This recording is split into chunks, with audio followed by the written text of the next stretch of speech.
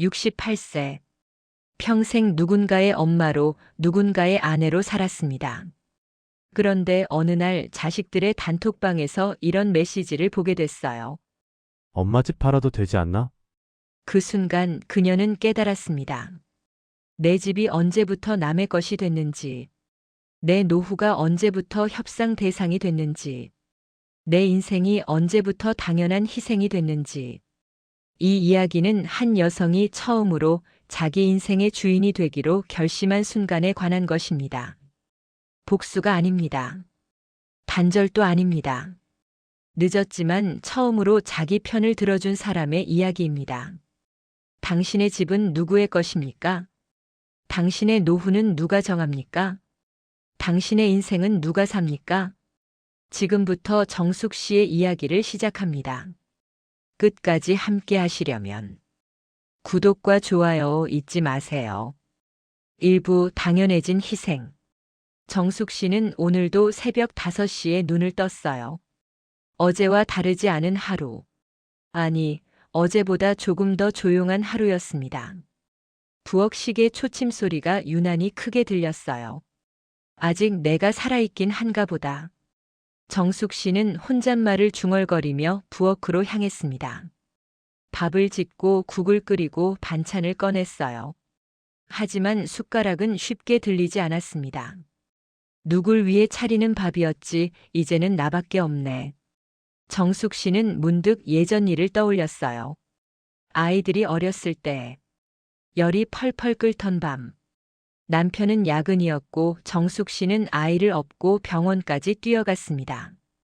그땐 힘들다는 생각조차 못했어요. 엄마니까 그게 당연했지. 자식들이 결혼할 때도 그랬습니다. 집 보증금을 마련해주고 가전제품을 사주고 손주가 태어나면 당연히 돌봤어요.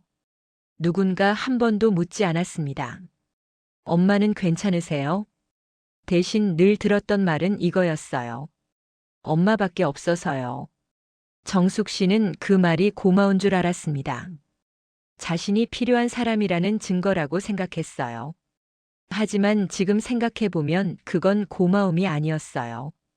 당연함이었습니다. 아들이 사업 자금이 필요하다고 했을 때도 정숙 씨는 적금을 깼어요. 딸이 아이 학원비가 부담된다고 했을 때도 통장에서 돈을 보냈습니다. 나중에 갚을게요. 그 말을 믿었던 건 아니에요. 그냥 자식이 힘들어하는 게 싫었을 뿐이었습니다. 남편이 세상을 떠난 뒤 정숙 씨는 처음으로 혼자가 됐어요. 자식들은 장례식이 끝나고 일주일쯤 지나자 연락이 뜸해졌습니다. 처음엔 이해했어요. 바쁘겠지. 다들 살기 바쁜데. 그런데 한 달이 지나고 2달이 지나도 전화는 오지 않았어요. 정숙 씨가 먼저 전화를 걸면 그제야 받았습니다. 엄마, 갑자기 왜요? 무슨 일 있어요? 무슨 일이 있어야만 전화할 수 있는 걸까요? 정숙 씨는 그 질문을 꾹 삼키고 말했어요. 아니야, 그냥 목소리 듣고 싶어서. 아, 네. 엄마 건강 챙기시고요. 저 지금 좀 바빠서요. 뚝. 통화는 2분을 넘기지 못했습니다. 정숙 씨는 그날 밤 식탁에 앉아서 혼자 밥을 먹었어요. 반찬은 많았지만 입맛은 없었습니다. 이렇게 혼자 늙는 거구나. 그 생각이 들자 숟가락이 더 이상 입으로 가지 않았어요. 2부 그날의 메시지. 그날도 아무 일 없는 하루였어요. 정숙 씨는 소파에 앉아 TV를 보고 있었습니다. 무슨 내용인지는 잘 모르겠지만 그냥 소리라도 있어야 집이 집 같았어요. 그때 휴대폰이 울렸습니다. 단체 채팅방이었어요. 아들, 딸, 그리고 정숙 씨가 함께 있는 가족 채팅방. 아들이 먼저 메시지를 보냈습니다. 누나, 엄마 집 얘기 말인데. 정숙 씨는 화면을 가만히 들여다봤어요. 집 얘기라니 무슨 일일까? 딸이 답장을 보냈습니다. 응, 왜? 어차피 혼자 사시잖아. 정숙 씨의 손이 떨렸어요. 그러게. 그 집 팔아도 되지 않나. 휴대폰이 손에서 미끄러졌습니다. 바닥에 떨어진 휴대폰 화면이 깜빡거렸지만 정숙 씨는 집어들 수가 없었어요. 되나 안 되나 그건 내가 정하는 거 아니었니? 정숙 씨는 속으로 중얼거렸습니다. 한참을 그렇게 앉아 있다가 다시 휴대폰을 집어들었어요. 메시지는 계속 이어지고 있었습니다. 나중에 상속 문제 생기느니 지금 정리하는 게 낫지. 맞아. 엄마도 요양원 가시면 편하실 거고. 그럼 우리가 알아볼까? 정숙 씨는 그 문장에서 더 이상 읽을 수가 없었어요. 손가락이 떨려서 화면을 제대로 볼 수도 없었습니다. 요양원, 상속, 정리. 그 단어들이 머릿속에서 맴돌았어요. 정숙 씨는 천천히 휴대폰을 내려놓고 창밖을 바라봤습니다. 이 집, 남편과 함께 30년을 산 집, 아이들이 자란 집, 손주들이 놀러 왔던 집, 이게 정리해야 할 것이었나. 정숙 씨는 거실을 천천히 둘러봤어요. 벽에 걸린 가족 사진, 아이들 어렸을 때 그림, 남편이 마지막으로 앉았던 소파. 모든 게 추억이었습니다. 하지만 자식들에게는 그저 정리해야 할 자산이었어요. 정숙 씨는 채팅방에 답장을 보내지 않았습니다. 뭐라고 말해야 할지 몰랐어요. 아니, 어떤 말을 해도 소용없을 것 같았습니다. 그날 밤 정숙 씨는 잠을 이루지 못했어요. 천장만 바라보며 생각했습니다. 내가 언제부터 이렇게 됐을까? 내 집이 아니게. 새벽 2시, 3시, 4시. 시간은 흘러갔지만 정숙 씨의 마음은 점점 더 무거워졌습니다. 그리고 문득 이런 생각이 들었어요. 나는 지금까지 누구를 위해 살았던 걸까? 대답은 명확했습니다. 자식들이었어요. 그럼 이제 남은 시간은 누구를 위해 살아야 하지? 정숙 씨는 그 질문에 답을 내릴 수 없었습니다. 하지만 한 가지는 확실했어요. 더 이상 당연하게 생각하면 안 된다는 것.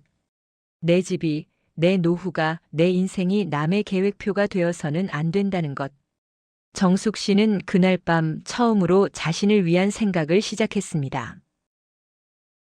3부- 혼자인 시간의 무게. 그날 이후 정숙 씨는 채팅방을 열지 않았어요. 아들과 딸은 아무 말도 하지 않았습니다. 답장이 없는 것조차 신경 쓰지 않는 것 같았어요. 정숙 씨는 매일 같은 시간에 일어나고 밥을 짓고 TV를 켰습니다. 하지만 모든 게 의미 없이 느껴졌어요. 사람 소리라도 있어야 집이 집 같은데. 정숙 씨는 TV 볼륨을 조금 더 높였습니다. 리모컨을 내려놓고 소파에 깊이 앉았어요. 화면은 계속 바뀌었지만 내용은 하나도 들어오지 않았습니다. 오후 3시쯤 되면 정숙 씨는 늘 전화기를 집어들었어요. 누구한테 전화를 걸까? 아들한테? 딸한테? 괜히 전화했다가 민폐나 되겠지. 정숙 씨는 결국 전화기를 다시 내려놨습니다. 요즘 들어 이런 생각이 자주 들었어요. 내가 전화를 하면 자식들이 귀찮아하는 것 같다고. 예전엔 그렇지 않았는데 말이에요. 아니, 예전에도 그랬을까요? 정숙 씨는 그냥 눈치채지 못했던 걸지도 모릅니다. 여보세요, 엄마야. 밥은 먹었어? 그 한마디를 하고 싶을 뿐인데 왜 이렇게 어려운 걸까요? 정숙 씨는 창밖을 바라봤어요. 아파트 단지 놀이터에서 아이들이 놀고 있었습니다. 엄마들은 벤치에 앉아 웃으며 이야기를 나누고 있었어요. 나도 저랬었는데. 정숙 씨도 젊었을 때 놀이터 벤치에 앉아 다른 엄마들과 수다를 떨었습니다. 아이들 학원 얘기, 남편 얘기, 시댁 얘기. 그때는 그게 전부였어요. 그게 행복이었습니다. 하지만 지금은 누구와도 이야기를 나누지 않았어요. 엘리베이터에서 이웃을 만나도 가볍게 인사만 하고 지나쳤습니다. 예전처럼 우리 집에 놀러 오세요 하는 사람도 없었어요. 나이가 들수록 사람들은 멀어졌습니다. 정숙 씨는 저녁 6시가 되면 또 같은 고민을 했어요. 오늘은 뭘 먹지? 귀찮은데 그냥 라면이나 끓일까? 아니면 냉장고에 있는 반찬으로 대충 먹을까? 혼자 먹는 밥이 이렇게 맛없는 줄 몰랐네.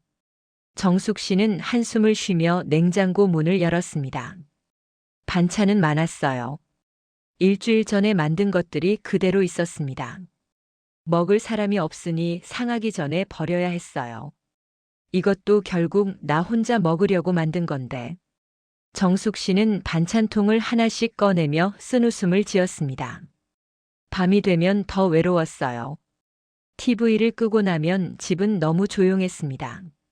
시계 소리, 냉장고 소리, 이웃집에서 들리는 희미한 웃음소리. 정숙 씨는 그 소리들을 들으며 이불을 덮었어요. 이렇게 혼자 늙는 거구나. 그 생각이 들 때마다 가슴이 답답했습니다. 누군가 옆에 있으면 좋겠다고 생각했어요. 남편이 그립고 아이들이 어렸을 때가 그리웠습니다. 하지만 돌아갈 수는 없었어요. 정숙 씨는 천장을 바라보며 잠을 청했습니다. 내일도 똑같은 하루가 기다리고 있을 거예요. 아무도 찾지 않는 하루. 아무도 연락하지 않는 하루. 그래도 살아야지. 정숙 씨는 눈을 감았습니다. 혼자인 시간의 무게는 생각보다 훨씬 무거웠습니다. 사부 병원에서의 한마디. 일주일 후 정숙 씨는 병원에 갔어요. 요즘 들어 무릎이 자주 아팠습니다. 계단을 오르내릴 때마다 통증이 느껴졌어요. 나이가 드니까 이런가 보다.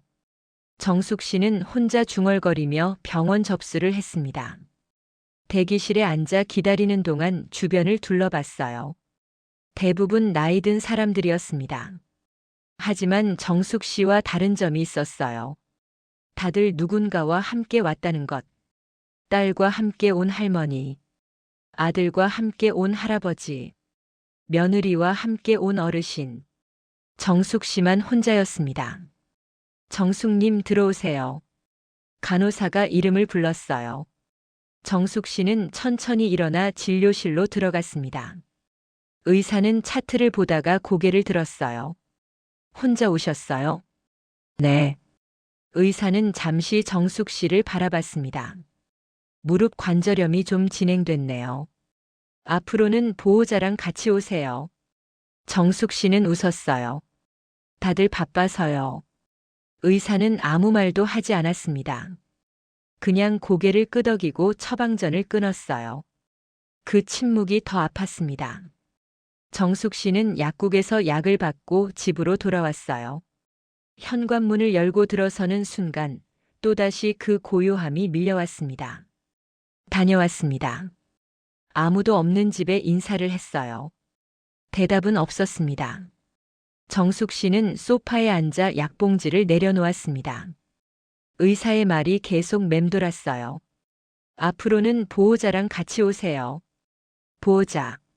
정숙 씨에게는 분명 자식이 둘이나 있었어요. 하지만 병원에 같이 갈 사람은 없었습니다. 다들 바쁘니까. 정숙 씨는 스스로를 위로했어요. 하지만 마음 한편으로는 알고 있었습니다. 바쁜 게 아니라 귀찮은 거라는 걸. 정숙 씨는 휴대폰을 꺼냈어요. 아들에게 전화를 걸까 말까 고민했습니다. 오늘 병원 갔다 왔어. 이 한마디만 하고 싶었어요. 걱정해달라는 게 아니에요. 그냥 누군가에게 말하고 싶었을 뿐입니다.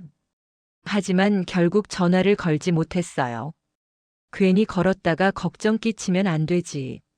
정숙 씨는 휴대폰을 다시 내려놨습니다. 그리고 문득 이런 생각이 들었어요. 나는 언제부터 내 아픔을 말하는 게 민폐가 됐을까? 예전엔 그렇지 않았는데 말이에요.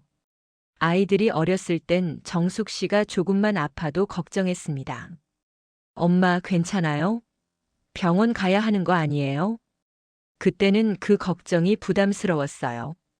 괜찮아, 이 정도는 아무것도 아니야. 그렇게 말하며 웃어넘겼습니다. 하지만 지금은 그 걱정조차 그립습니다.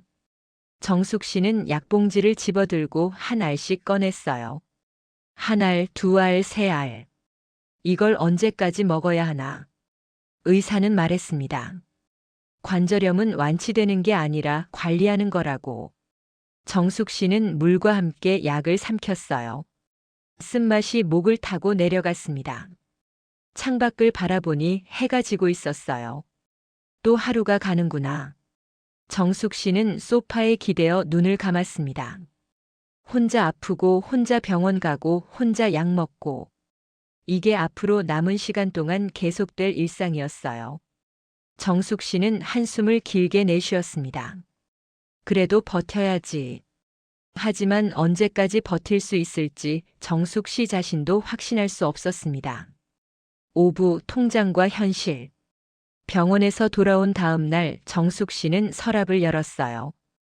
통장이 몇 권 들어 있었습니다. 남편이 살아있을 때 만든 것, 정숙 씨 명의로 된 것, 적금 통장까지 하나씩 꺼내서 펼쳐봤어요. 숫자를 몇 번이나 다시 봤습니다.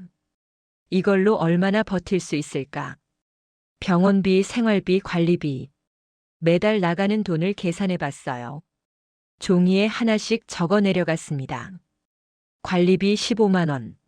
전기세, 수도세 합쳐서 7만 원. 병원비 월 평균 20만 원. 식비 30만 원. 통신비 5만 원. 한 달에 80만 원 정도 드네. 정숙 씨는 계산기를 두드렸어요. 통장 잔액을 12개월로 나눠봤습니다. 그리고 다시 80만 원으로 나눴어요. 3년 아니 2년 반 정도. 그 후에는 어떻게 되는 걸까요? 정숙 씨는 펜을 내려놓았습니다. 연금은 받고 있었어요. 하지만 그것만으로는 부족했습니다. 집이 있으니 다행이지. 그 순간 아이들의 말이 다시 떠올랐어요. 그 집 팔아도 되지 않나. 정숙 씨는 천천히 고개를 끄덕였습니다. 그래, 팔아도 되겠다. 내가. 하지만 내가 파는 거예요. 남이 정하는 게 아니라. 정숙 씨는 통장을 다시 서랍에 넣고 거실을 둘러봤습니다. 이 집에서 30년을 살았어요. 아이들이 자라고 손주들이 놀러 오고 남편과 함께 늙어가던 곳. 떠나기 싫었습니다. 하지만 현실은 달랐어요. 넓은 집은 이제 혼자 살기엔 너무 컸어요. 청소하기도 힘들고 관리비도 부담됐습니다. 혼자 사는데 이렇게 큰 집이 필요할까? 정숙 씨는 창밖을 바라봤어요. 아파트 단지를 천천히 둘러봤습니다. 여기서 얼마나 많은 시간을 보냈는지. 하지만 이제는 이곳이 집이 아니라 그냥 건물처럼 느껴졌어요. 가족이 없는 집은 그저 공간일 뿐이었습니다. 정숙 씨는 휴대폰을 들었어요. 부동산 앱을 켰습니다. 이 동네 집값을 검색해 봤어요. 이 정도면 작은 원룸 하나 얻고 생활비로 쓸 수 있겠네. 마음이 조금 편해졌습니다.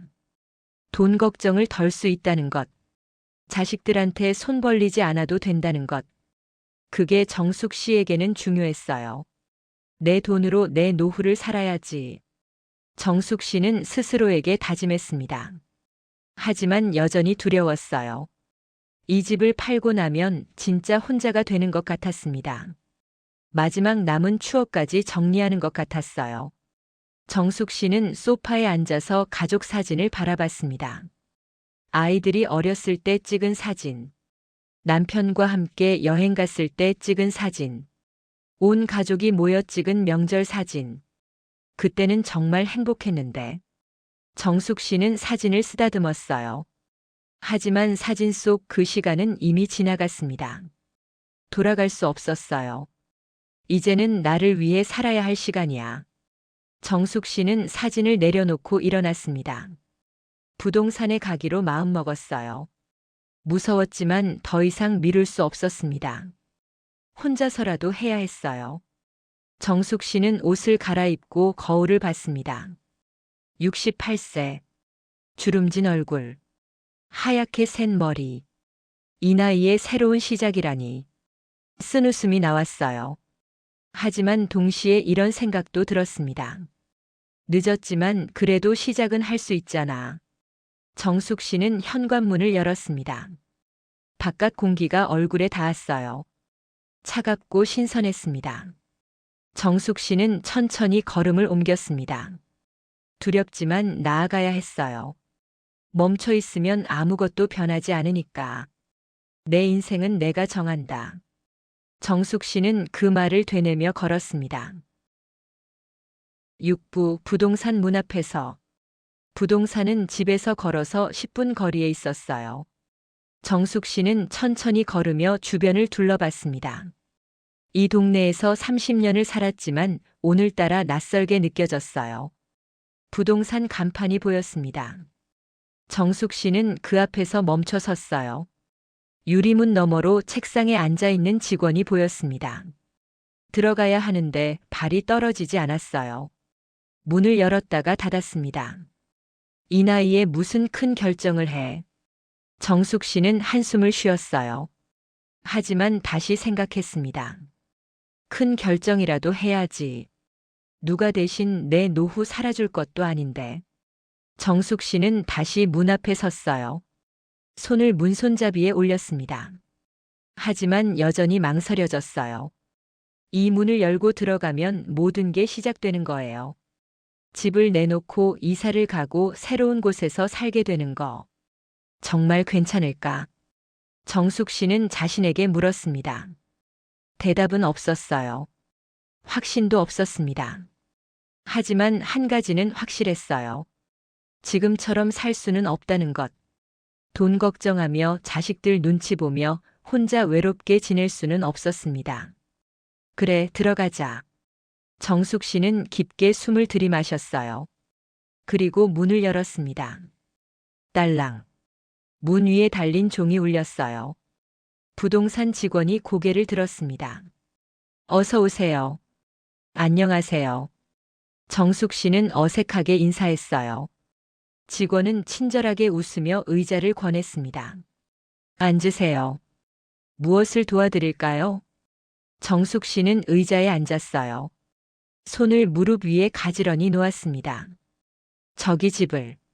말이 쉽게 나오지 않았어요. 직원은 기다려줬습니다. 집을 팔려고요. 정숙 씨는 겨우 그 말을 꺼냈어요.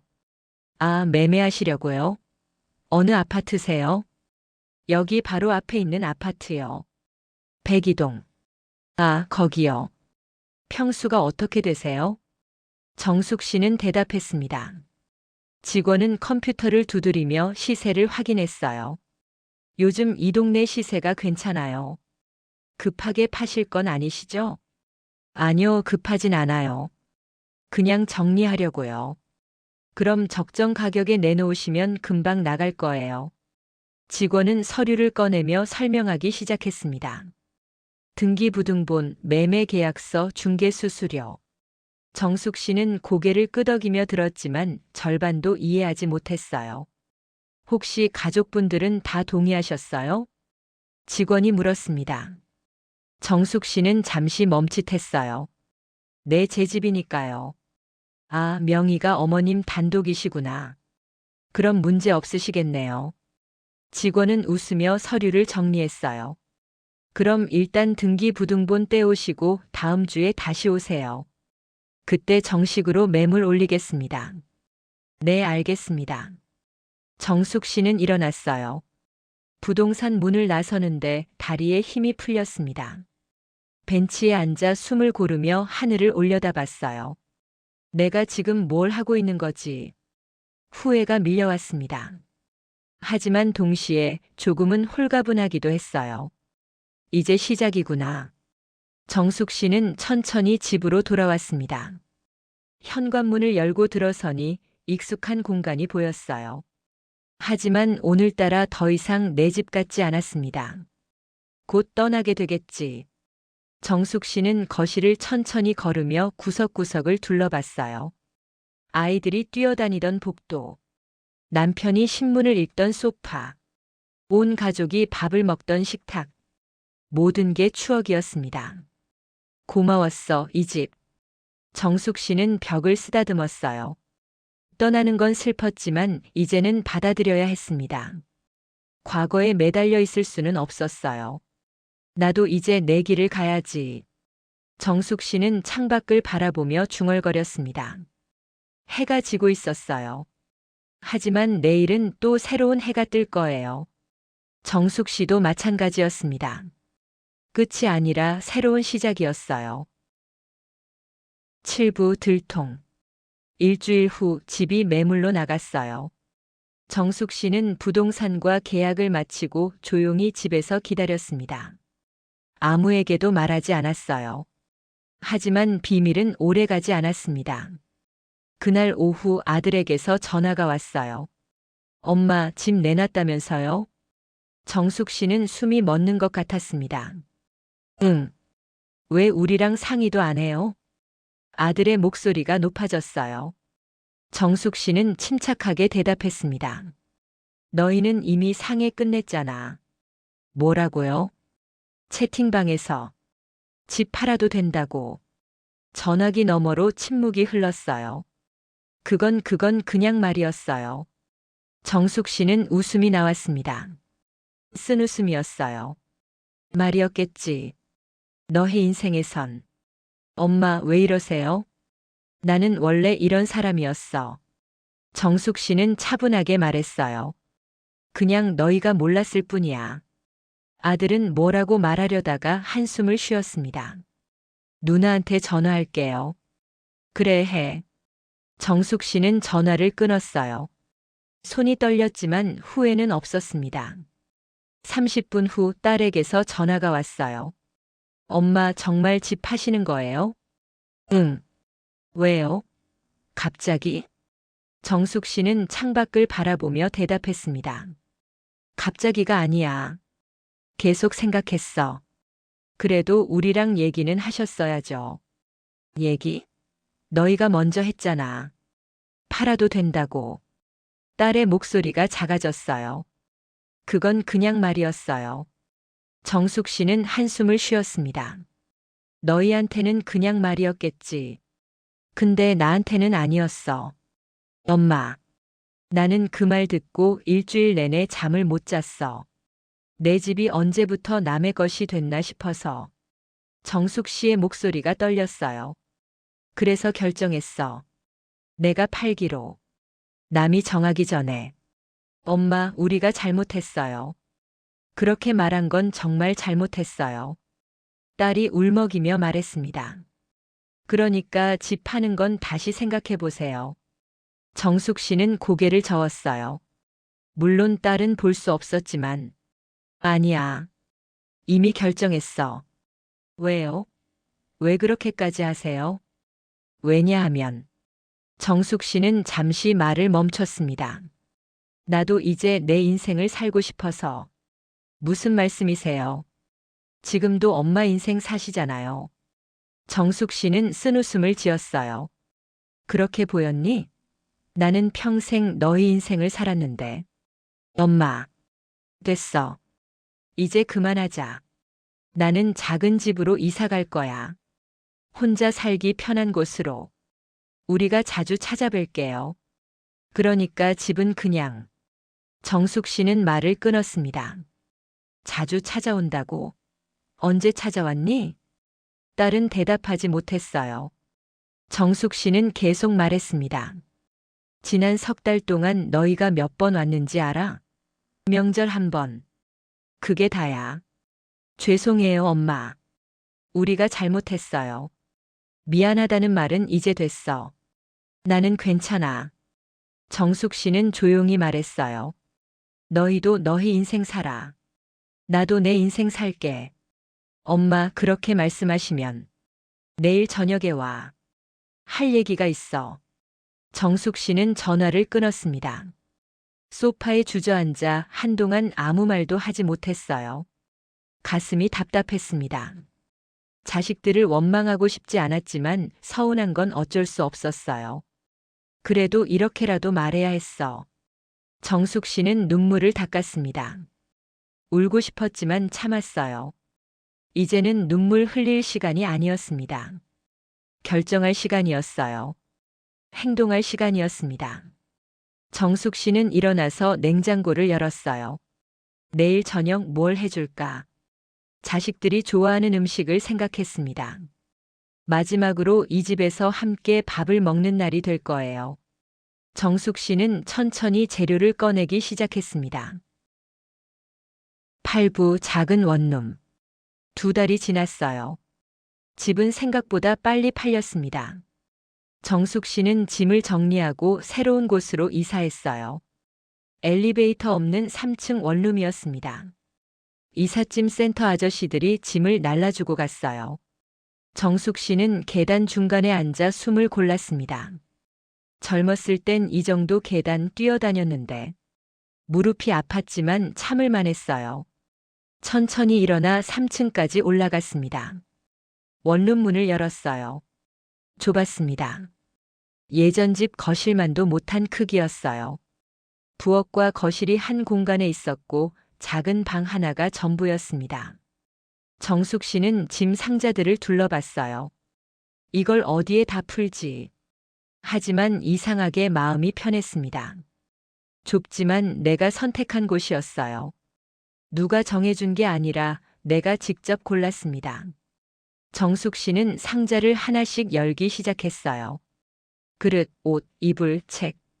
30년 동안 모은 물건들이었지만 반 이상은 버렸습니다. 이제 필요 없는 것들이었어. 작은 냄비 하나, 그릇 몇 개, 옷 몇 벌. 그것만 있으면 충분했어요. 정숙 씨는 부엌에 냄비를 놓고 작은 식탁을 폈습니다. 2사람이 앉으면 꽉 찰 크기였어요. 혼자 쓰기엔 딱 좋네. 창문을 열었습니다. 바람이 들어왔어요. 예전 집보다 시끄러웠습니다. 차 지나가는 소리, 사람들 말소리, 아이들 웃음소리. 모든 게 가까이 들렸어요. 하지만 싫지 않았습니다. 사람 사는 소리가 들리니까 좋네. 정숙 씨는 창가에 서서 밖을 내려다봤어요. 작은 골목길이 보였습니다. 할머니들이 벤치에 앉아 이야기를 나누고 있었어요. 나도 저기 나가볼까? 예전 같으면 생각도 못했을 일이었습니다. 늘 집 안에만 있었거든요. 하지만 이제는 달랐어요. 정숙 씨는 짐을 다 풀고 방 한가운데 앉았습니다. 텅 비어 보였지만 답답하지 않았어요. 오히려 숨통이 트이는 것 같았습니다. 여기가 이제 내 집이구나. 정숙 씨는 벽을 손으로 쓰다듬었어요. 새 벽지 냄새가 났습니다. 깨끗하고 새로운 냄새. 아이들은 이삿날 찾아왔어요. 짐을 나르는 걸 도와주겠다고 했지만 정숙 씨는 거절했습니다. 괜찮아. 이삿짐 센터 불렀어. 아들이 원룸을 둘러보며 말했어요. 엄마, 여기 너무 좁은 거 아니에요? 나 혼자 살기엔 딱 좋아. 딸도 걱정스러운 얼굴로 물었습니다. 계단도 힘드실 텐데 엘리베이터 있는 대로 알아보실 걸 그랬어요. 운동된다. 괜찮아. 정숙 씨는 웃으며 대답했어요. 자식들은 어색한 표정으로 서 있었습니다. 뭐라고 말해야 할지 모르는 것 같았어요. 정숙 씨는 냉장고를 열며 말했습니다. 음료수 있는데 마실래? 아니요, 괜찮아요. 그래. 그럼 이제 가봐. 바쁘잖아. 엄마. 괜찮아. 나 이제 잘 살 거야. 정숙 씨는 자식들을 문 앞까지 배웅했어요. 계단을 내려가는 자식들의 뒷모습을 봤습니다. 어깨가 축 처진 모습이었어요. 미안하긴 한데. 정숙 씨는 중얼거렸습니다. 이게 맞는 것 같아. 문을 닫고 다시 방 안으로 들어왔어요. 고요했습니다. 하지만 예전에 그 외로운 고요함은 아니었어요. 편안한 고요함이었습니다. 정숙 씨는 작은 소파에 앉아 창밖을 바라봤어요. 해가 지고 있었습니다. 오늘부터 새로운 시작이야. 정숙 씨는 스스로에게 말했어요. 두렵지 않았습니다. 68세. 늦은 나이지만 늦지 않았어요. 아직 살아야 할 날들이 남아 있었고, 이제는 그 날들을 내가 원하는 대로 살 수 있었습니다. 조용해서 좋다. 정숙 씨는 눈을 감았어요. 작은 집. 혼자 사는 공간. 하지만 아무도 없다는 게 외로움이 아니라 자유로움으로 느껴졌습니다. 정숙 씨는 처음으로 편안하게 잠들 수 있을 것 같았어요. 에필로그 처음으로 편안한 밤. 그날 밤, 정숙 씨는 작은 방에 이불을 폈어요. 새 이불이었습니다. 예전 집에서 쓰던 건 다 버렸어요. 새로 시작하는 거니까. 정숙 씨는 이불 위에 누웠습니다. 천장을 봤어요. 낡은 천장이었지만 낯설지 않았습니다. 오히려 편안했어요. 오늘은 눈치 볼 사람이 없네. 정숙 씨는 혼잣말을 했어요. 전화가 올까 걱정할 필요도 없었습니다. 누가 뭐라고 할까 신경 쓸 필요도 없었어요. 그냥 나 자신만 생각하면 됐습니다. 창밖에서 바람 소리가 들렸어요. 차 지나가는 소리도 들렸습니다. 예전 집보다 시끄러웠지만 괜찮았어요. 살아있다는 느낌이 들었습니다. 정숙 씨는 눈을 감았다가 다시 떴어요. 이제야 내 인생이구나. 그 말이 입 밖으로 나왔을 때 가슴이 뭉클해졌습니다. 68년을 살았지만 처음으로 하는 말 같았어요. 정숙 씨는 천천히 눈을 감았습니다. 내일 아침이 기다려졌어요. 새벽 5시에 일어나도 누구를 위해 밥을 짓지 않아도 됐습니다. 그냥 나를 위해 차 한 잔 끓여 마시면 됐어요. 산책을 나가도 되고 친구를 만나도 되고 그냥 하루 종일 쉬어도 됐습니다. 누구의 허락도 필요 없었어요. 정숙 씨는 이불을 턱까지 끌어올렸습니다. 포근했어요. 고생했어, 나. 정숙 씨는 스스로에게 말했습니다. 평생 가족을 위해 살았던 시간. 그 시간이 무의미했던 건 아니에요. 하지만 이제는 나를 위해 살아도 괜찮았습니다. 미안해, 그리고 고마워. 자식들에게 하지 못한 말이었어요. 이렇게 결정해서 미안하다고 말하고 싶었습니다. 하지만 동시에 고맙다고도 말하고 싶었어요. 덕분에 깨달았으니까. 내 인생은 내가 선택해야 한다는 걸. 정숙 씨의 숨소리가 고요해졌습니다. 깊은 잠에 빠져들고 있었어요. 오랜만에 편안한 잠이었습니다. 오늘 이야기는 여기서 마무리합니다. 여러분 혹시 주변에서 비슷한 상황을 겪고 계신다면 혼자가 아니라는 걸 기억하세요. 다음 이야기에서는 또 다른 사연과 반전이 기다리고 있습니다. 구독과 알림 설정 잊지 마시고